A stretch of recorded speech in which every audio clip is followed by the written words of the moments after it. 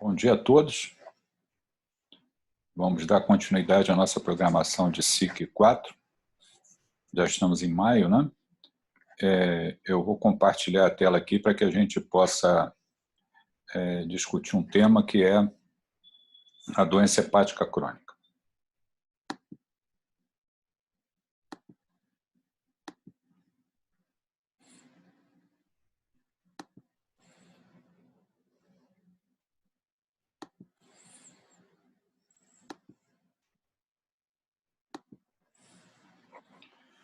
Bom, vamos lá.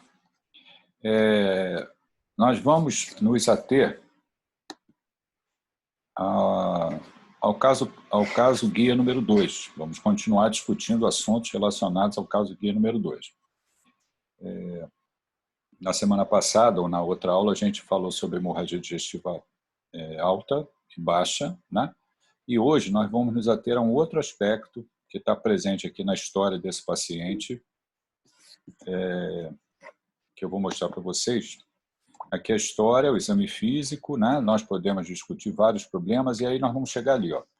Etilista diário de bebidas fermentadas e destiladas, né? E então, nós vamos discutir a doença hepática crônica e o uso de álcool, etilismo, né, como causa de doença hepática crônica e suas complicações, né? A primeira pergunta a ser feita a vocês refere-se ao seguinte, né, quais são as principais funções do fígado no organismo? O fígado tem várias funções, né?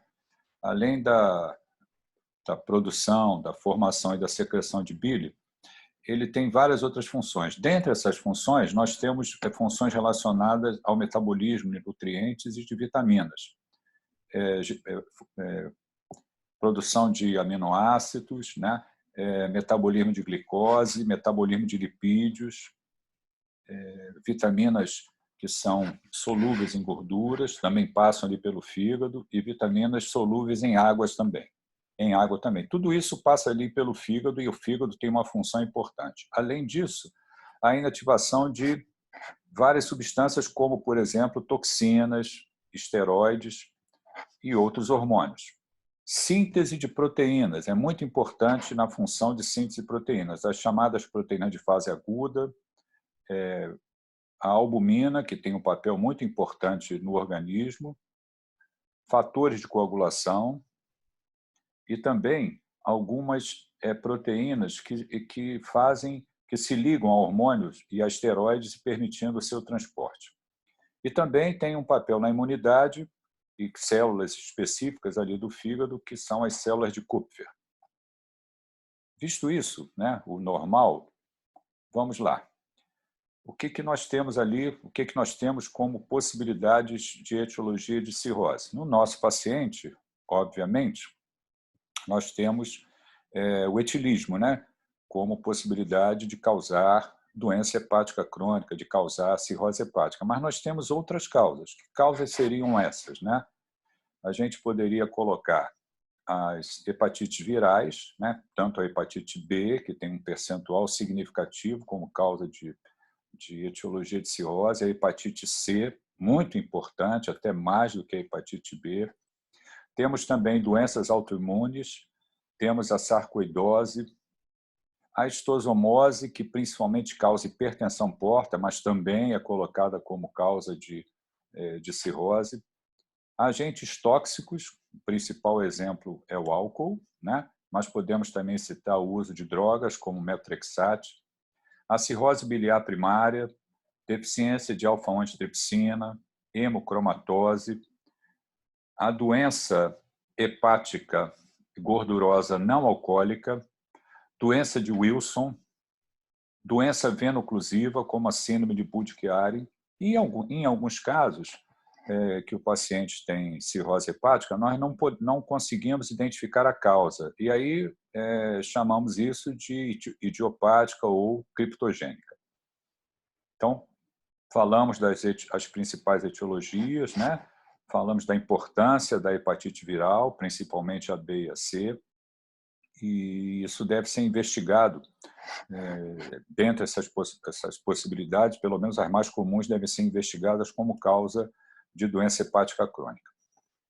No nosso caso, a história sugere bastante a possibilidade, caso o nosso paciente tenha a doença hepática crônica, a possibilidade do etilismo como fator muito importante. Um outro aspecto a ser colocado também é o que acontece a nível tecidual, a nível parenquimatoso na cirrose hepática, quer dizer, quais são as alterações que ocorrem ali no tecido hepático que são característicos de um paciente com cirrose. Já lembro a vocês que, independente da etiologia da cirrose hepática, quando o paciente faz uma biópsia hepática para esclarecer a doença hepática, podemos encontrar semelhança na histologia, independente ali da etiologia da cirrose. Mas o que nós temos é o seguinte: existem células que são células hepáticas estreladas, que estão quiescentes. Essas células elas se ativam e alteram estruturas. Eu tenho ali os hepatócitos, eu tenho o mesênquima e eu tenho os canalículos, né, que são os espaços sinusoides. Quando eu tenho a ativação dessas células, nós temos o acúmulo de uma matriz extracelular. Esse acúmulo dessa matriz extracelular faz com que ocorram alterações estruturais, ocorre a proliferação de fibroblastos, né, células inflamatórias, proliferação de fibroblastos, e lá, ao final, nós temos a fibrose, né, presente ali, modificando toda a arquitetura do tecido hepático, que é característico quando nós temos um paciente com cirrose. Um outro aspecto a ser colocado é o seguinte: como que eu reconheço clinicamente o paciente com a possibilidade de doença hepática crônica? Aqui o caso que nós estamos discutindo, quando ele fala para mim, ou quando a família conta que o paciente é um etilista, bebe diariamente bebidas fermentadas e destiladas, quer dizer, quando eu vou examinar esse doente, o que eu posso procurar, o que eu posso encontrar que seja sugestivo de doença hepática crônica? Nós chamamos isso de estigmas de doença hepática crônica. São vários, né? Eu posso ter a presença de hepatomegalia, o que não é característico da doença hepática crônica do paciente cirrótico. Normalmente, o paciente cirrótico ele tem um fígado diminuído de tamanho e não aumentado.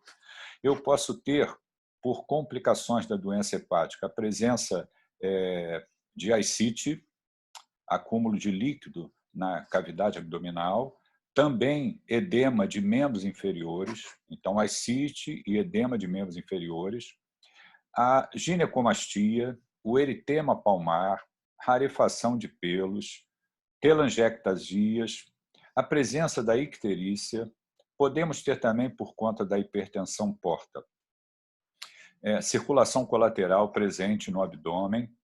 Podemos ter também um hálito característico do doente com doença hepática crônica que descompensou, fazendo... eu vou falar disso mais adiante, encefalopatia hepática, mas o chamado fetus hepático, e também podemos ter alterações neurológicas, né? O doente pode estar agitado, desorientado, nós vamos ver isso já mais adiante. Então, são vários dados que eu posso encontrar quando eu vou examinar meu paciente.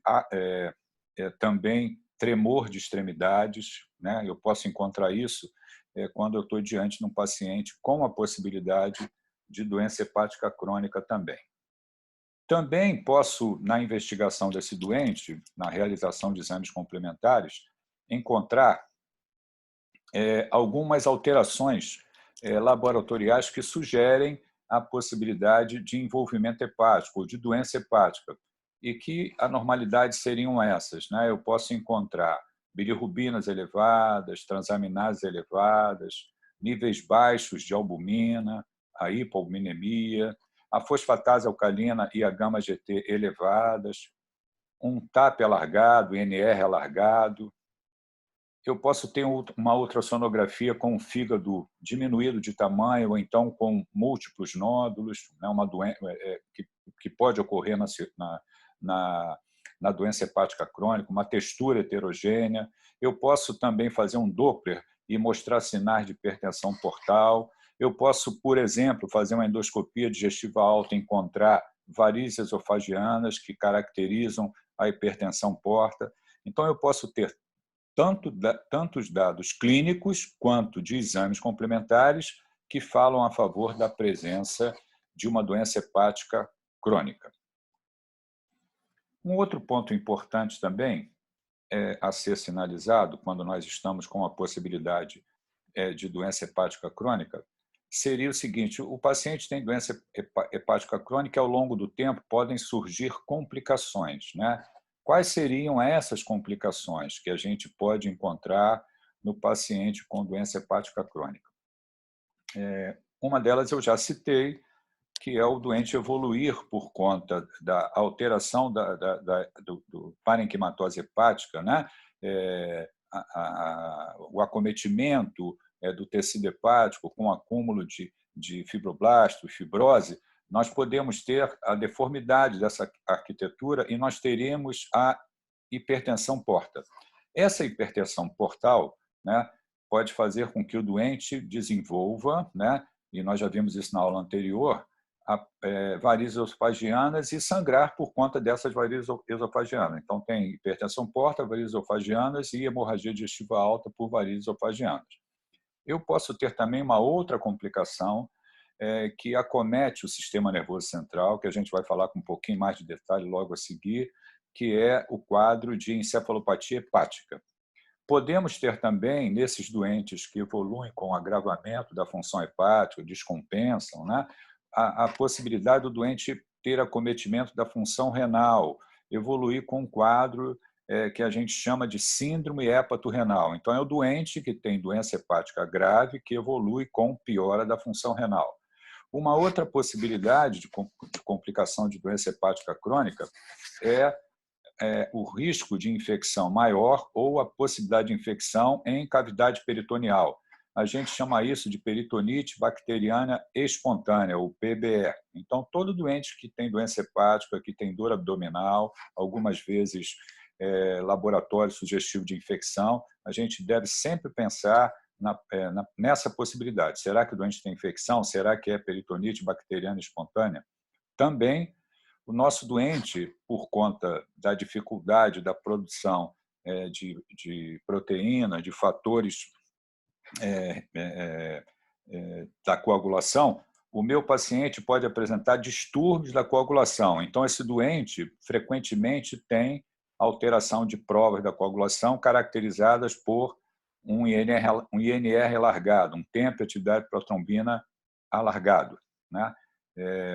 E também a disfunção sintética hepática, que é dificuldades em relação à produção de proteínas, caracterizada por hipoalbuminemia. Então, essa hipoalbuminemia ela ocorre ao longo do tempo e é um dos principais fatores, junto com a hipertensão porta, responsáveis pela ascite, pelo edema de membros inferiores que ocorrem nesse paciente. Bom, eu falei que iria comentar um pouco mais sobre a encefalopatia hepática, que pode ocorrer nos doentes com doença hepática crônica. Como é que se dá a encefalopatia hepática, né? Nós temos na luz intestinal, por interferência de bactérias presentes no cólon e também de enzima presente nas mucosas, né, no enterócito, nós temos o metabolismo de proteína. Esse metabolismo de proteína ele gera amônia. Essa amônia ela entra na circulação portal. Ela entra na circulação portal e, quando ela chega ao fígado, ela entra no chamado ciclo da ureia e ocorre a geração de ureia. Isso é um metabolismo normal da amônia. Quando nós temos a falência hepática, a doença hepática crônica, o que acontece, né?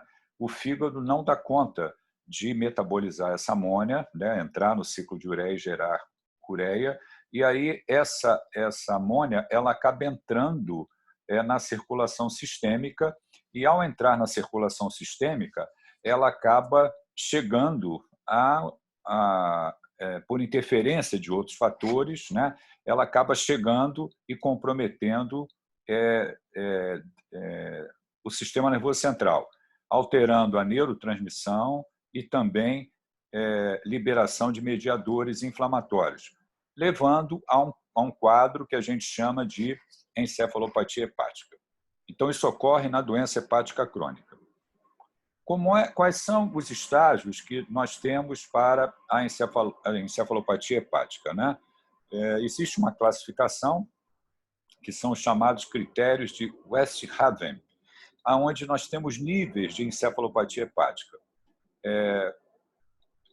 Existe um número de 0 até 4. O 0 é o paciente que está com o seu nível de consciência normal. E nós só vamos detectar anormalidades apenas em testes neuropsicométricos. Eu posso ter o grau 1, onde o paciente tem alteração caracterizada por euforia ou então depressão, confusão, déficit de atenção, hipersonia ou insônia, inversão do padrão do sono. Clinicamente, ou sinal neurológico, eu teria leve tremor de extremidades. A gente chama esse leve tremor de extremidade de flapping.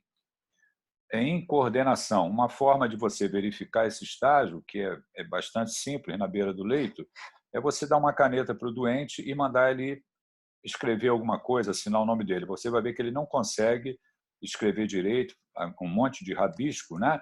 E isso exatamente permite que a gente reconheça a encefalopatia grau 1.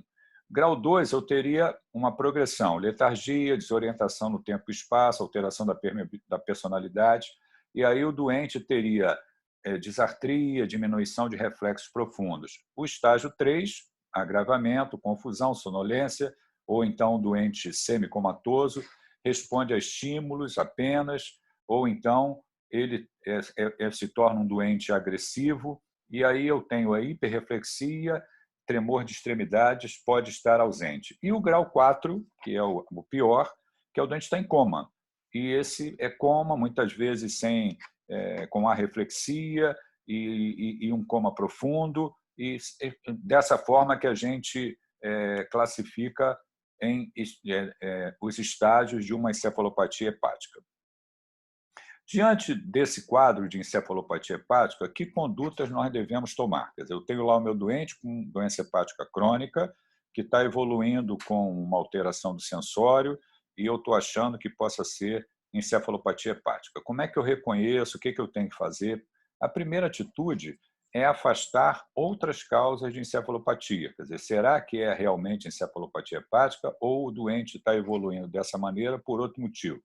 E aí nós temos vários outros motivos que podem causar alteração do nível de consciência, como hipóxia, hipercapnia, acidose, uremia, drogas sedativas que o doente possa ter utilizado, distúrbios hidroeletrolíticos, convulsões, acidente vascular encefálico, delírio tremens, infecção grave, como a sepsia, edema cerebral, hipoglicemia ou intoxicação por drogas. Então, a primeira atitude é afastar outras causas de encefalopatia. Não encontrei nenhuma dessas causas como possibilidade, então pode ser encefalopatia. A segunda etapa é nós tentarmos identificar um fator precipitante como causa da encefalopatia. Isso é uma característica interessante. O doente com doença hepática crônica, ele normalmente evolui com encefalopatia quando tem um insulto, quando tem um fator desencadeante. Então, isso pode ser uma infecção que o doente desenvolveu que fez com que ele descompensasse, né? Pode ser também hemorragia digestiva, que fez com que o doente descompensasse. Também transgressão da dieta, uso de drogas sedativas, excesso de proteínas na dieta, como eu já comentei. Também distúrbios hidroeletrolíticos, interromper o tratamento que ele vinha fazendo, né? Drogas anestésicas, obstrução intestinal, uremia, injúria hepática adicional ou um agravamento da própria doença hepática, que o doente está evoluindo. E quando isso tem um curso um pouco mais rápido, a gente podemos pensar, principalmente quando a causa da hepatite, ou da hepatite não, da doença hepática crônica, da cirrose hepática, está relacionada à hepatite viral, a possibilidade que esse curso clínico tenha mudado por conta de uma neoplasia, um hepatocarcinoma. Bom, identificamos o fator precipitante e vamos tratar esse fator precipitante. Além disso, nós vamos também tomar ou ter atitudes relacionadas ao tratamento da encefalopatia. Esse tratamento da encefalopatia, ele acaba recaindo principalmente no uso de uma droga que chama-se lactulona. Essa droga ela acaba fazendo com que ocorra modificação ali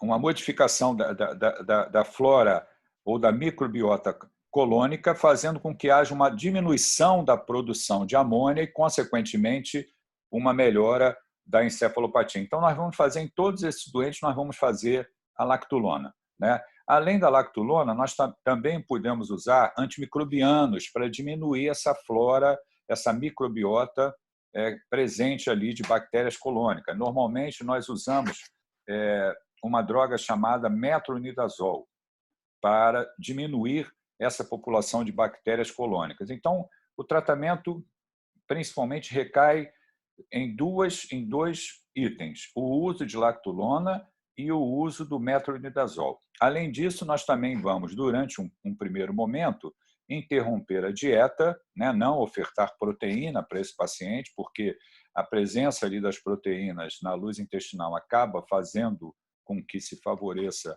a produção de amônia, e observamos a evolução do caso. Muitas vezes, com essas medidas, nós conseguimos melhorar a encefalopatia e aquele doente que está sonolento ou até em coma pode vir a acordar sem sequela neurológica nenhuma. Então, temos a doença hepática crônica, temos as complicações da doença hepática crônica. Dentre essas complicações, uma muito importante é a encefalopatia hepática, onde nós vamos fazer o diagnóstico diferencial, nós vamos identificar o fator desencadeante e vamos usar drogas para tratar a encefalopatia, isso recaindo sobre o uso de lactulona e também o uso de metronidazol.